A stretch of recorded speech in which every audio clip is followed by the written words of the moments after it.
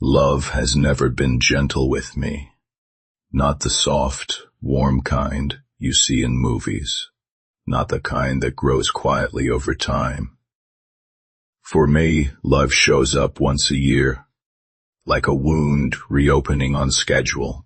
Every Valentine's Day, I fall in love, and every Valentine's Day, someone disappears. I'm not saying that for drama. I mean it in the most literal way possible. People vanish from my life on the 14th of February. Not drift away, not ghost me. They're here one moment, and then they're just gone. No goodbye. No explanation anyone else seems to notice. And the worst part, everyone around me acts like nothing happened. Let me tell you how this started, because I didn't always believe it was real. At first, I thought I was cursed in a poetic way. You know the type, the kind of person who falls too hard, too fast, and scares people off. The kind who gets attached to the wrong ones. The kind who confuses intensity for love. That was the story I told myself, until the first one vanished. Her name was Mira. I met her in a bookstore cafe, the kind with crooked shelves and old wood tables that still smelled faintly like dust and coffee. It was the 2nd of February. Rain streaked down the windows, and she was sitting alone, underlining sentences in a paperback that looked like it had been loved too much. I remember the exact line she was reading because she read it out loud, laughing at herself. Some people are born with holes in their hearts, she said. That feels illegal to write. I laughed. And that was it. That was the start of everything. We talked for hours about nothing important and everything that felt important. Bad childhood cartoons, the fear of being boring, the strange comfort of places that feel like they remember you.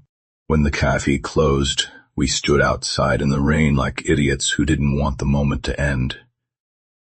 My jacket soaked through, her hair stuck to her cheeks. She looked at me like she already knew me. I hate Valentine's Day, she said suddenly. Why?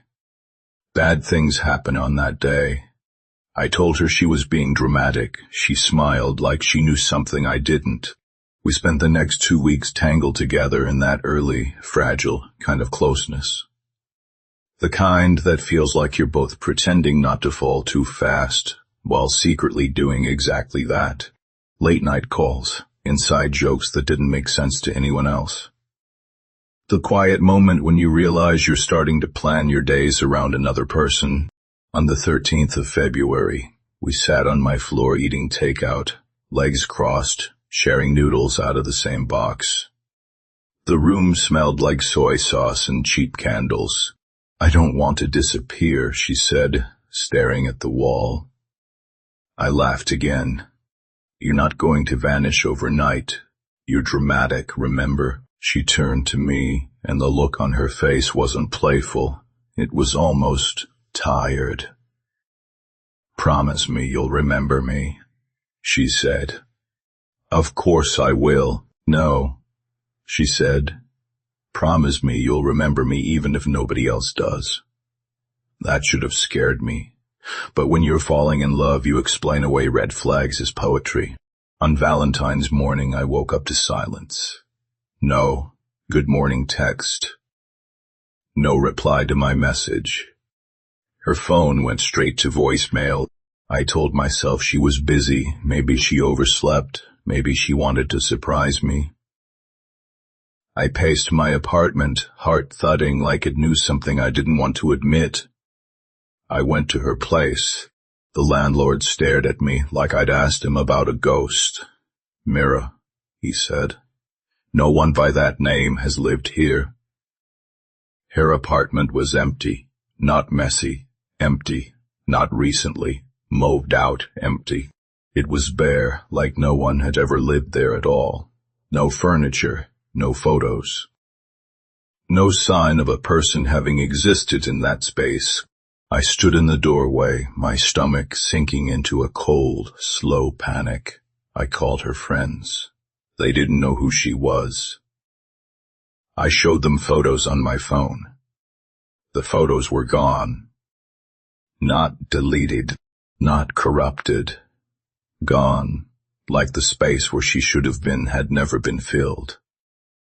Grief is strange when you're the only one who remembers the person who vanished. You don't get sympathy. You don't get shared memories. You don't get the comfort of me too. You get quiet looks, concerned voices telling you to rest, soft suggestions that maybe you imagined things. I almost believed them. Almost. Until the next year. I told myself it wouldn't happen again. I avoided closeness. I avoided romance. I treated February like a disease. And still, the pattern found me. His name was Jonah. I met him in a subway station while we were both trying to help a drunk stranger find the right train. We ended up missing 3 trains just talking. He had this nervous habit of rubbing the back of his neck when he laughed. It was stupidly endearing. I don't believe in coincidences, he said. That's convenient, I told him. Everything good that's happened to me has been an accident. He smiled, like he wanted to argue but didn't want to ruin the moment. We spent 12 days getting closer. Not fast like with Mira, slower, cautious. Like we both sensed the edge of something sharp. On the 13th of February, he texted me. Do you ever feel like some dates are cursed? I stared at the message for a long time before replying, yeah. I think some days are hungrier than others. He sent back a question mark and then a laughing emoji. He disappeared on Valentine's Day, too. This time, I didn't go looking for proof right away. I already knew how that story ended. But I did something different. I wrote his name down, on paper. In ink I wrote everything I could remember about him. His voice, the way he said my name, the scar on his left knee. I wrote until my hand cramped, because something inside me whispered that memory itself was being hunted. After the 3rd disappearance, I stopped thinking of it as coincidence. After the 4th, I started thinking of it as a pattern.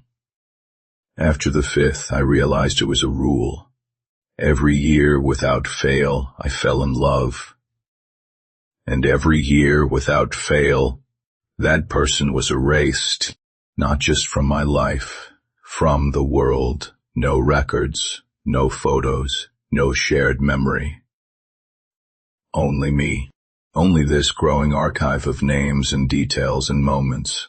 I scribbled into notebooks like a desperate historian trying to preserve a civilization no one else believed existed.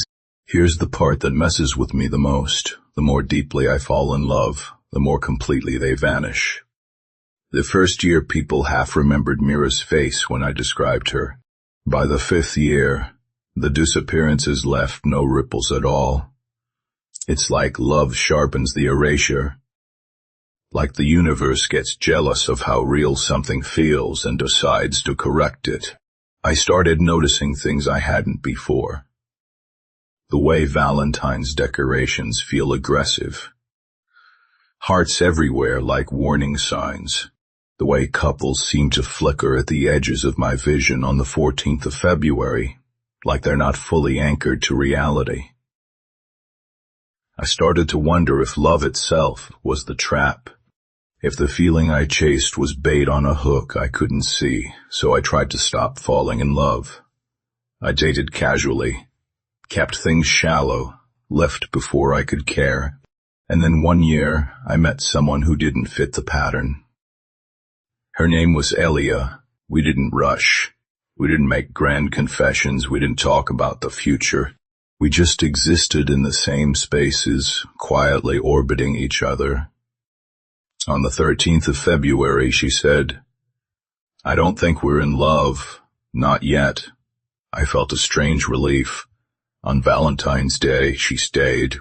She didn't disappear. She went to work. She texted me about a bad meeting. She complained about overpriced chocolates. For the first time in years, the 14th of February passed without taking someone from me. I thought I had cracked the code. But something else happened instead. I started forgetting Mira, not all at once, in pieces. Her laugh became vague. Her face blurred in my mind. The details I had written down stopped feeling real, like I'd copied them from someone else's dream. Then Jonah's voice began to fade. Then the names in my notebook started to look unfamiliar. It wasn't just that the world forgot them. It was that memory itself was decaying, like the universe wasn't done erasing them. It just started with everyone else. I confronted Aaliyah about it one night, sitting on the edge of her bed, the room lit by a single lamp. "I think something is wrong with me," I said. She didn't interrupt. "That's one of the reasons I loved her. I think the people I love disappear, and when they don't, I forget them." She took my hand. "You're scared," she said gently. "I'm terrified," I said. "And I don't know what of any more." She pulled me into her chest, and for a moment, the world felt anchored again. But even as I held her, a thought crept in, cold and precise. If I fall in love with her, will she disappear too? Or will she just become another name I can't remember? That year, I tried something reckless. On Valentine's Day, I sat alone and read through my notebooks. I said the names out loud. I forced the details back into shape in my mind. I refused to let the erasure finish its work, and for a few hours, it worked. I remembered Mira's laugh, Jonah's nervous habit, the way the third one always hummed when they were anxious. Then the memories began to fight back. Not fade, resist. It felt like trying to hold on to smoke with bare hands. The harder I focused, the more my head throbbed. The room seemed to tilt, like reality itself was annoyed at my persistence. That's when I realized something horrifying. The disappearances weren't accidents. They were corrections, like the universe had a story it wanted to tell. And love was me going off script. Every Valentine's Day, I step into a narrative I'm not supposed to be in. I connect too deeply. I anchor to someone who isn't meant to stay, so the world edits them out. And if I find a way around that, if I keep them from vanishing, the edit comes for me instead, for my memories, for my sense of what was real. Here's the part I don't tell anyone. Sometimes, late at night, I can feel them. Not as ghosts, not as voices, as pressure. Like the air in the room is thicker where someone should be, like empty space that remembers being full. Just the shape of it. It's enough to make my chest ache in a way that feels like love trying to survive being erased. I don't know how many more Valentine's Days I get. I don't know if the pattern ends. I don't know if I can outsmart something that seems baked into the fabric of how things work. All I know is this: love, for me, is not a beginning. It's a countdown. And every year, when the hearts go up in store windows and the world pretends love is safe, I feel the clock start ticking again. I fall in love anyway. Not because I'm hopeful, not because I'm naive, but because loving someone, even for a moment, feels like defying the edit, like leaving a mark on a story that wants to pretend certain people were never here at all. And maybe that's the most tragic part, not that they disappear, but that the universe seems determined to convince me they never mattered, and I refuse to let it have the last word.